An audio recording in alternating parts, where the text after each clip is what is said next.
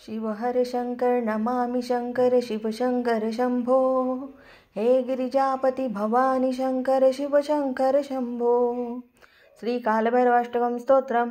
ओम देवराज्य सेव्यमाण पावनाघ्रिपङ्कजं व्यालयज्ञसूत्रमेन्दुशेखरं कृपाकरं नारदादियोगिवृन्दवन्दितं दिगम्बरं काशिकापुरादिनाथ कालभैरवं भजे।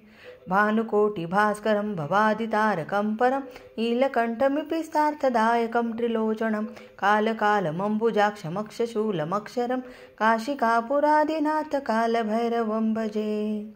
शूलटङ्कपाशदण्डपाणिमादिकारणं श्यामकायमादिदेवमक्षरं निरामयं भीमविक्रमं प्रभुविचित्रताण्डवं प्रियं काशिकापुरादिनाथ कालभैरवं भजे।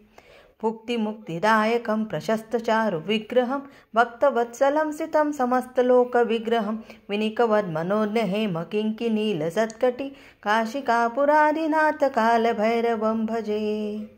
धर्मसेतुपालकम् अधर्ममार्गनाशकं कर्मपाशमोचकं सुशर्मदायकं विभुं स्वर्णवर्णशेषपाशशोभितागमण्डलं काशिकापुरादिनाथ कालभैरवं भजे।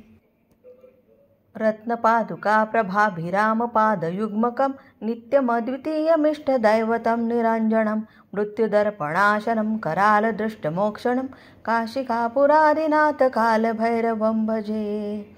अट्टहासद्भिन्नपद्मजाण्डकोशसन्तति दृष्टिपातनष्टपापजालमुग्णशासनम् अष्टसिद्धिदायकं कपालमालिकन्धरं काशिकापुरादिनाथ कालभैरवं भजे। भूतसङ्गणायकं विशालकीर्तिदायकं काशिकावासलोकपुण्यपापशोधकं विभुं नीतिमार्गगोविन्दं पुरातनं जगत्पतिं काशिकापुरादिनाथ कालभैरवं भजे।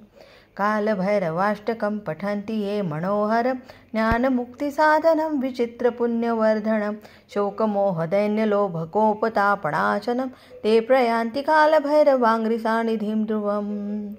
इति श्रीमच्छंकराचार्य विरचित श्री कालभैरवाष्टकम्। आपल्या कुठल्याही समस्या असतील, कर्ज निवारण किंवा घरातील मतभेद, मुलांचा त्रास, मानसिक ताण, अशा परिस्थितीत कालभैरवाष्टक अत्यंत प्रभावी मानलं जातं। भगवान कालभैरव हे न्यायाचे रक्षक आहेत। ते वाईट कर्माचं फळ कमी करून मार्गदर्शन करतात। हे स्तोत्र म्हणताना आपण पूर्णपणे आपलं लक्ष केंद्रित करून हे स्तोत्र पठण करायचं आहे। यामुळे वादविवाद असतील, कर्जाचा भार असेल, नकारात्मक ऊर्जा जी असेल ती घरातून दूर होते। मुलांमध्ये शिस्त, समज आणि आदर वाढतो। तसेच घरातील वातावरण शांत व स्थिर होते। विशेषतः हे सायंकाळच्या वेळेला आपण आपल्या देवघरासमोर बसून हा कालभैरवाष्टक स्तोत्रचं पठण केलं तर खूपच फलदायी होणार आहे। त्यामुळे प्रत्येकाने आपल्या घरात दररोज न चुकता कालभैरवाष्टकांचं स्तोत्रमचं पठण नक्की करावं आणि आपल्या मुलांकडून देखील हे पठण करून घ्यावं। आता जे केंद्रात जातात मुलं, त्यांना हे पाठ झालेलं आहे।